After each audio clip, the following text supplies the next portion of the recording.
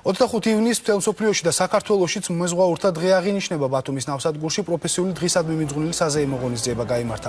ქუჩებში საზღვაო ოფიცერთა და კურსანტთა მსვლელობა აღლუმი მოეწყო ორკესტრის თანხლებით. გაიმართა სხვა ღონისძიებებიც საზღვაო დარგში შეტანილი წვლისთვის დაჯილდოვდებიან მეზღვაურები, მოეწყობა ფოტოკონკურსში გამარჯვებულ მეზღვაურთა ნამუშევრების გამოფენა.